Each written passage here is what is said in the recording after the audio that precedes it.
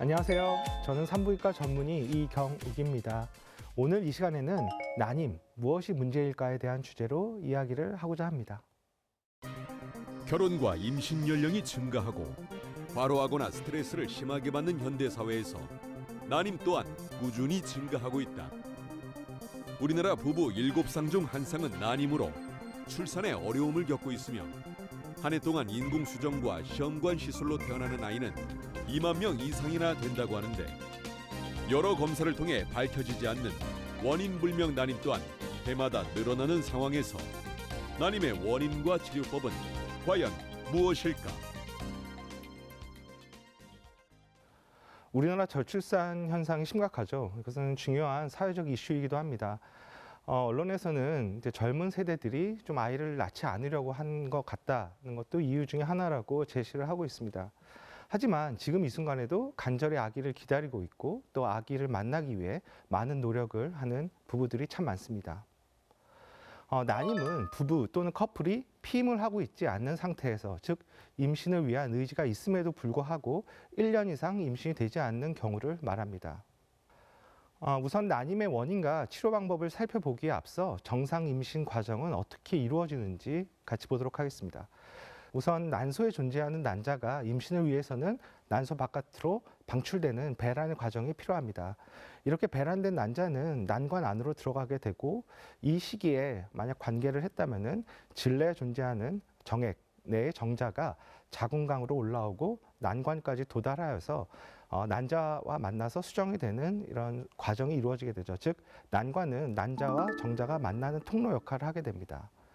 여기서 수정된 배아는 다시 발달을 거쳐서 자궁강 내로 내려오게 되고, 여기에 자궁 내막에 부착이 되는 착상이라는 과정을 통해서 임신의 첫 시작이 된다고 볼 수가 있겠습니다.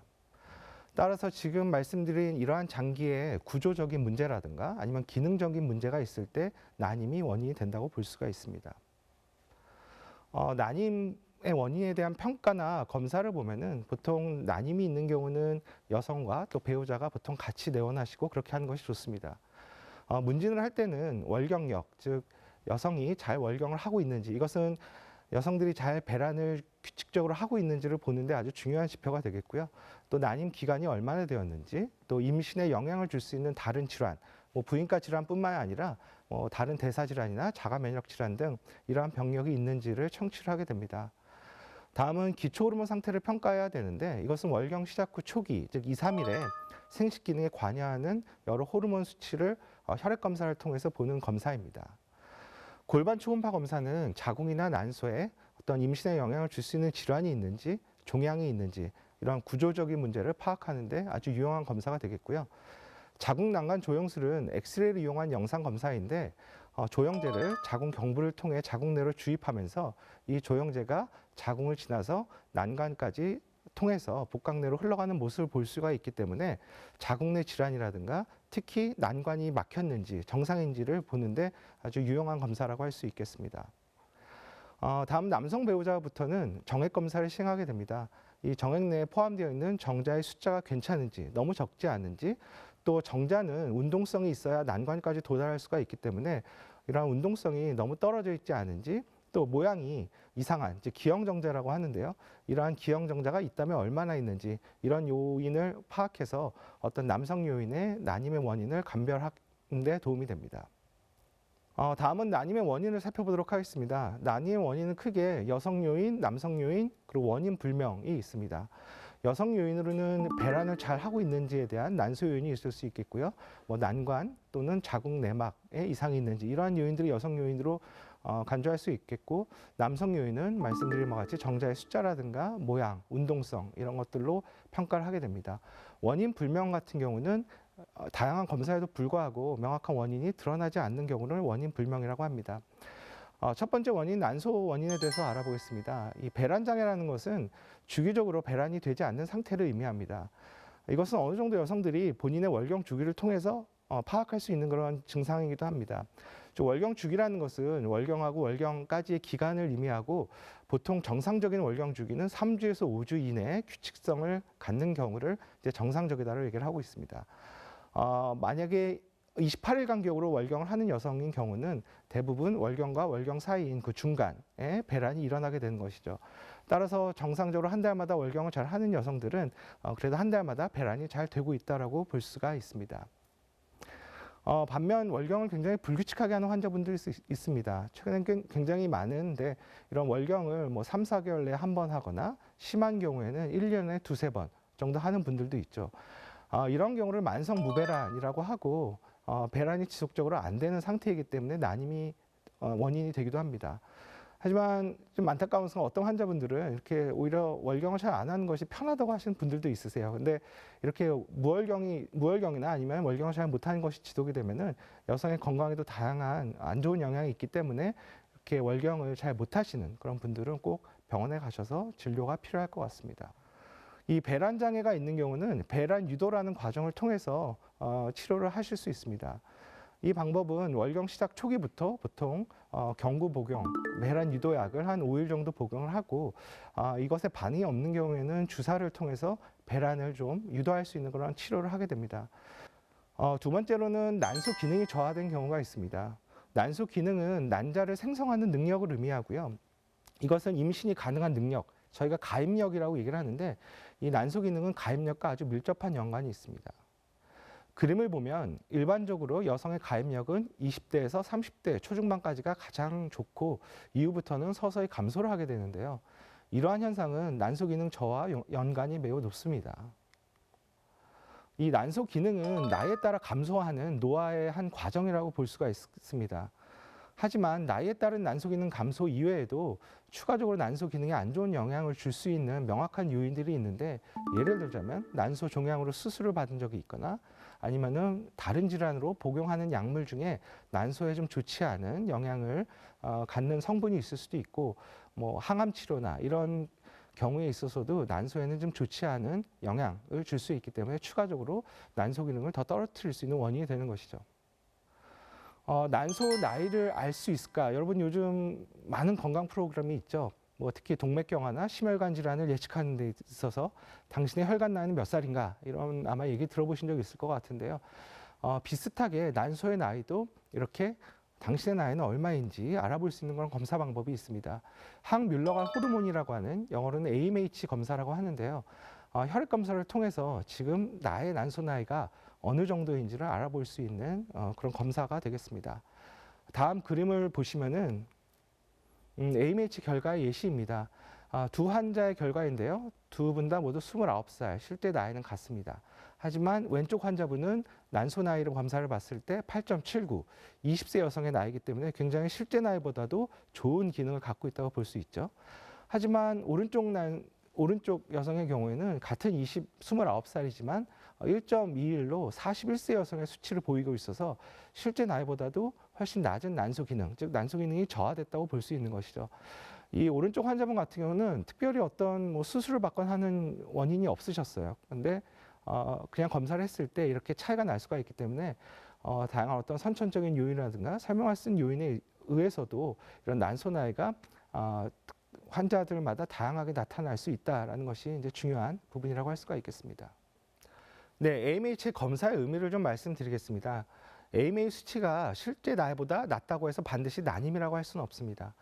하지만 수치가 많이 떨어져 있는 경우에는 앞으로 배란할 수 있는 난자의 수가 적다는 의미가 있겠고 또 좋은 양질의 난자를 생성하는 난소 기능이 떨어져 있다고 생각할 수가 있기 때문에 임신이 잘 안 되는 난임 여성에서 매우 낮은 이런 난소 기능 수치를 보이는 것은 난임과 아주 연관이 있다고 볼 수가 있습니다.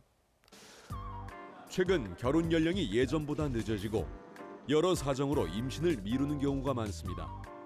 이 때문에 아기를 갖고 싶어도 잘 생기지 않는 난임 환자가 크게 늘고 있습니다. 젊은 여성의 건강한 난자는 나이가 들면 바깥층이 두꺼워지고 거칠어져 정자가 뚫고 들어가기 어렵습니다. 또 정자와 난자가 만나 겨우 수정이 된다 하더라도 수정란이 자궁벽에 달라붙지 못하고 미끄러지게 됩니다. 남성도 예외가 아닙니다. 나이가 들면 정자수가 줄고 운동성이 떨어질 뿐 아니라 기형도 많아지기 때문입니다. 나이뿐 아니라 운동 부족과 영양 불균형, 스트레스도 임신을 어렵게 하는 요인으로 꼽힙니다. 다음은 난관 이상의 요인이 있겠습니다. 난관은 정자와 난자가 만나는 통로 역할을 합니다. 따라서 이 난관이 막히는 경우에는 정자하고 난자하고 만날 그런 통로가 없기 때문에 수정할 기회가 없는 것이죠. 다음은 자궁 난관 조영술 검사의 사진이 되겠습니다. 보시면 왼쪽 그림은 난관이 막히지 않은 정상 난관의 모습이고요. 조영제가 자궁 내로 들어가면서 하얗게 보이는 부분이 조영제인데 이 자궁은 역삼각형 모형으로 관찰되게 됩니다. 이 조영제가 자궁을 지나서 양쪽 난관으로 통하게 되고 난관이 다 열려 있는 경우에는 조영제가 복강내로 흘러가는 것을 볼 수가 있습니다. 따라서 이러한 경우에는 양쪽 난관이 다 정상인 그런 모습인데 반면 가운데 사진 같은 경우는 오른쪽은 조영제가 나가고 있지만 왼쪽 난관의 경우에 있어서는 조영제가 지나가지 않는 걸 보여서 이제 왼쪽 난관의 폐쇄라고 볼 수가 있겠고요. 가장 오른쪽 그림에는 아예 양쪽 자궁까지만 조영제가 들어가고 양쪽 난관에는 조영제가 지나가지 않는 그런 모습을 보여서 양쪽 난관이 폐쇄된 그런 난임이라고 볼 수가 있겠고요. 이런 양쪽 난관이 폐쇄된 경우에 있어서는 결과적으로 자연적 임신은 어렵기 때문에 체외수정술이 필요한 그런 상황이라고 볼 수가 있습니다. 다음은 자궁내막 이상에 대해서 말씀드리겠습니다. 자궁내막은 월경 주기에 따라서 증식과 탈락을 반복하는 장기입니다. 이것은 난소에서 다양한 호르몬이 분비가 됨으로써 자궁내막이 두꺼워졌다 얇아졌다 그런 과정을 반복하게 되는 것이죠. 그림을 보시면은 난자가 배란된 이후에는 자궁내막은 다양한 물질들의 분비를 증가시켜서 배아를 내막에 잘 붙게 하는, 즉 착상을 유도하는 기능을 하게 됩니다.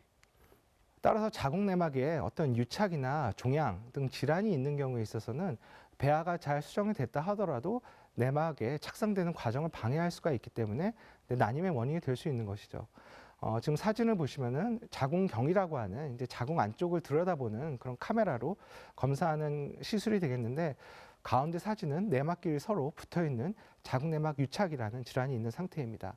가장 오른쪽 그림은 자궁각 내에 덩이가 있어서 근종이나 용종 같은 이런 덩이가 자궁내막에 생겼을 때도 역시 착상에 안 좋은 영향을 줄 수 있기 때문에 난임의 원인이 될 수가 있겠고요.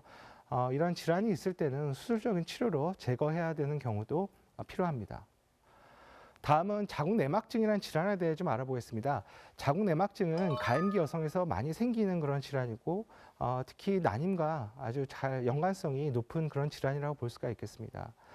자궁내막증은 월경혈이 난관을 통해서 배 안으로 역류하는 것으로 이제 원인이 된다고 생각이 드는데 특히 이렇게 배 안으로 역류된 월경혈 내에는 자궁내막 세포가 존재하기 때문에 이러한 세포가 골반장기의 다양한 부위에 부착돼서 자라나는 질환이 되겠습니다. 난임에 있어서 자궁내막증이 중요한 이유는 이게 가임기 여성에서 굉장히 호발한다는 것이죠. 유방률은 한 15%로 생각이 되는데 이것보다 사실 더 높을 것으로 생각이 들고요. 증상은 심한 월경통이나 아니면 만성 골반통 이런 증상뿐만 아니라 난임과 연관성이 아주 높은 질환으로 제시가 되고 있기 때문에 실제 난임이 있는 여성의 약 30에서 50%까지도 자궁내막증이 있다고 보고되기도 합니다. 이 자궁내막증의 특징은 배 안에서 이렇게 병이 생기면서 염증이나 유착 등을 잘 유발하게 되고 이러한 것 때문에 난관 구조가 망가지고 이상해지는 그런 구조의 변형을 일으키게 되고 또 배란을 방해하거나 또 실제로 배아의 착상에도 좋지 않은 영향이 있다고 알려져 있기 때문에 다양한 어떤 기전에 의해서 난임을 일으키는 질환으로 알려져 있습니다. 네, 다음은 원인 불명의 난임에 대해서 알아보겠습니다. 한 가지 예를 들어보면은 제가 최근에 진료한 환자입니다. 부부가 같이 오셨는데 두 분 다 30대 중반이니까 가임력이 괜찮은 좋은 시기라고 볼 수가 있겠습니다. 결혼한 지는 한 5년 정도 되셨고요. 3년 동안은 피임을 하다가 한 2년 전부터는 좀 임신을 하기 위해서 이제 시도를 하고 있는데 잘 안 되셔 오셨던 그런 경우가 되겠습니다. 어쨌든 난임이 기준에 맞기 때문에 저희가 다양한 검사들을 시행했는데 일단 검사 결과에서는 특별한 이상 소견을 보이지는 않았습니다. 하지만 지금 2년 동안 자연 임신이 안 되는 경우죠. 이렇게 난임 검사에서도 특별히 문제가 없음에도 불구하고 발생하는 경우를 이제 원인 불명의 난임이라고 합니다. 네, 그 원인 불명의 난임은 다양한 결국은 이제 착상이 안 돼 여러 가정에 문제가 있을 수 있지만 결국은 배아가 이제 착상이 잘 안 되는 과정이죠. 그렇기 때문에 저희가 이제 시험관하기를 하거나 이런 시술에 있어서는 좀 더 착상률을 높이기 위한 여러 가지 약물이나 이런 것들을 시도하고 있습니다. 특히 뭐 배아에 좀 더 착상이 잘 되도록 하는 일종의 이제 풀 같은 의학적 약물이죠. 이런 풀 같은 것을 쓰기도 하고 또는 뭐 면역 글로불린 주사라든가 아니면 다양한 자궁강내 약물을 주입을 해서 좀 더 착상이 잘 이루어지는 그런 처치를 하기도 합니다. 하지만 그럼에도 불구하고 이런 착상은 아직까지도 굉장히 어려운 부분이고 지금 의학적으로 개입이 어려운 부분이기 때문에 이런 착상 실패는 아주 많은 그런 연구가 되고 있는 그런 분야라고 볼 수가 있습니다. 다음은 난임 치료에 대해서 알아보도록 하겠습니다. 난임 치료는 아마 여러분들 많이 들어보셨을 거예요. 인공수정이나 체외수정이 있죠. 하지만 이 두 차이를 또 잘 모르시는 분들도 있습니다. 인공수정은 남성 배우자의 정액을 채취해서 운동성이 좋은 정자를 선별해서 자궁강 내에 주입해주는 그런 시술이 되겠습니다. 이런 인공수정을 시행할 때는 보통 과배란 유도라는 그런 처치를 하게 됩니다. 정상 월경 주기에서는 배란될 때 보통 한 개의 난자가 배란이 되죠. 하지만 이런 난임 치료에 있어서는 어떤 수정의 확률을 높여서 좀 임신율을 높이기 위해서 인공수정이나 아니면 체외수정을 할 때 한 개보다는 좀 더 많은 난자를 얻고자 이런 과배란 유도라는 과정을 거치게 됩니다. 이 과배란 유도는 월경 주기 초기부터 약물을 투여해서 난소를 자극하는 그런 과정을 통해서 한 개 이상, 즉 여러 개의 난포를 성장시키는 그런 처치를 말하는 것입니다. 보통 인공수정을 시행할 때는 이런 난포를 한 2개나 3개 정도 배란을 유도하게 되는데 아무래도 하나의 난자가 배란되는 것보다는 2-3개의 난자가 배란이 됐을 때 정자하고 만날 확률이 높기 때문에 이런 과배란 유도를 하는 것이죠. 그럼 질문이 있을 수도 있어요. 뭐 2-3개 말고 5개나 6개 정도 더 많은 난포를 배란 유도를 하면 안 되는지. 물론 임신율은 증가할 수 있겠지만 이런 경우에 있어서는 다태 임신, 특히 쌍둥이보다 그 이상의 셋쌍둥이, 넷쌍둥이 이런 경우에는 사실 산모나 태아 모두 임신 중에 좀 안 좋은 예후하고 연관이 많이 있기 때문에 이런 많은 다태 임신은 저희가 난임 치료에서 좀 피해야 될 원칙으로 되어 있습니다. 저희가 남성 배우자로부터 채취한 정액에는 정자만 있는 것이 아니라 전립선 액이라든가 또 그 액체 내에는 혈액세포라든가 다양한 생체 물질들이 있기 때문에 저희가 이제 처리를 통해서 운동성이 좋은 정자만을 이제 얻는 그런 과정이 필요하게 됩니다.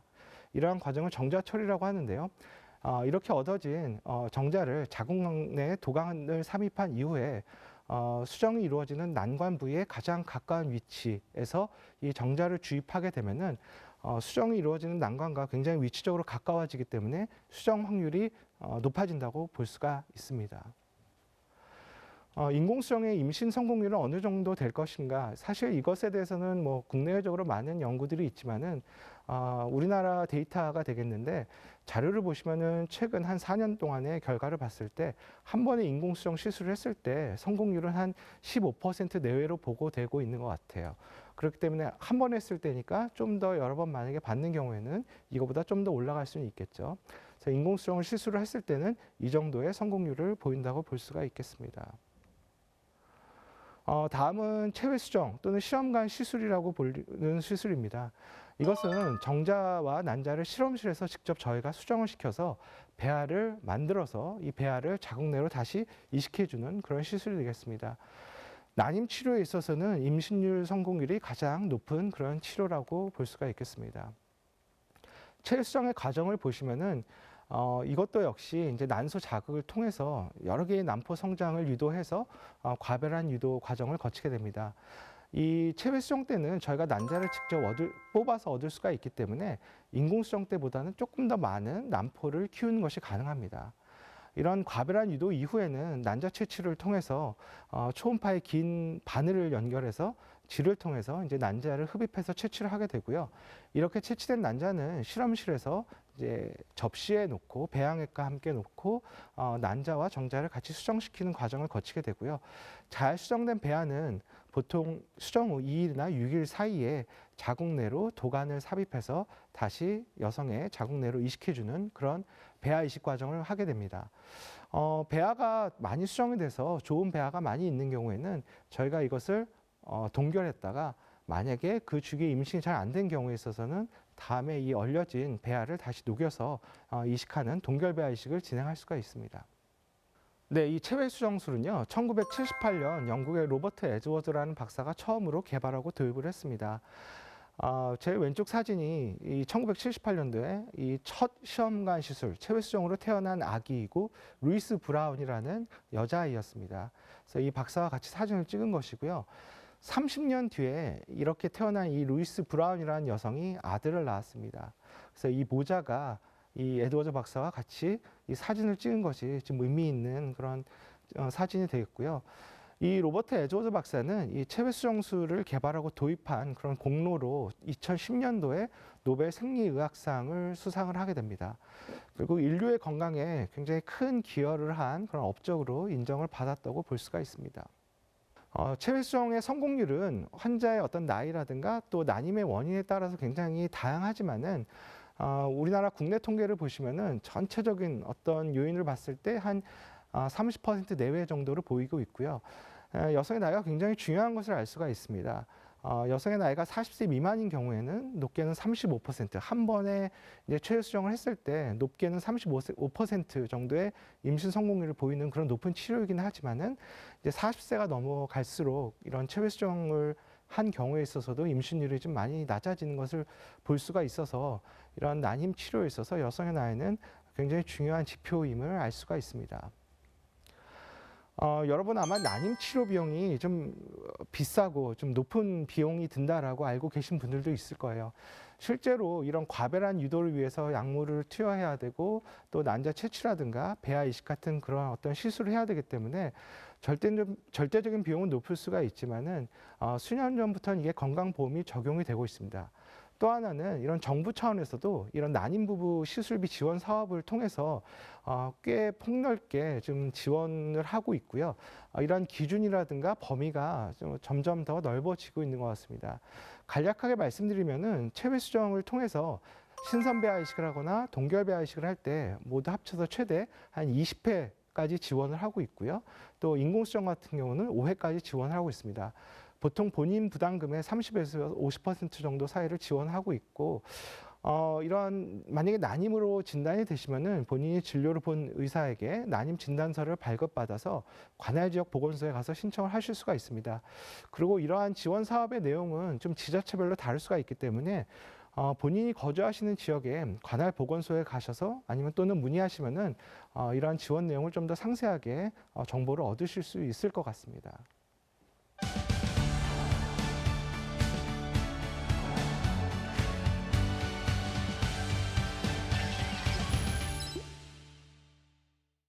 네, 시청자들께서 난임과 관련해서 많은 질문을 제게 보내주셨습니다. 그럼 같이 한번 확인해 볼까요? 첫 번째 시청자 질문입니다. 자연 임신을 시도한 지 1년 6개월이 지났는데 임신이 되지 않아 병원에 갔더니 원인 불명의 난임이라고 합니다. 인공수정 또는 시험관 시술을 해보자고 하는데 시험관 시술부터 시작하면 안 되나요? 네, 지금 질문 주신 내용은 아마 난임 때문에 병원에 가셨고 검사를 했는데 어떤 복합적인 원인이 없는 상태이셨던 것 같습니다. 배우자 정액 검사에서도 일단 이상이 없었던 요인, 즉 원인 불명의 난임이라고 생각이 들고요. 만약에 다른 원인이 없다면은 아마 인공수정으로 시작해 볼 수 있습니다. 하지만 지금 주신 질문에서는 어떤 환자의 나이라든가 또 다른 어떤 두 부부의 임신의 의지 정도가 이제 잘 모르는 상태이기 때문에 꼭 어느 쪽을 먼저 하라고 지금 제가 말씀드리기는 좀 어려운 부분이긴 합니다만은 이런 인공수정이나 체외수정이 반드시 어떤 시술을 더 먼저 해야 된다라고 볼 수는 없고요. 지금 말씀드린 대로 어떤 두 부부의 임신에 대한 의지 정도라든가 아니면은 환자의 어떤 나이 같은 다양한 정보를 통해서 인공수정이나 체외수정을 선택할 수가 있습니다. 두 번째 시청자 질문입니다. 25세 첫째 아이를 출산하고 5년간 피임을 하다 둘째를 계획하고 있는데 1년 넘게 임신이 안 됩니다. 병원에서는 문제가 없다는데 왜 임신이 안 되는 걸까요?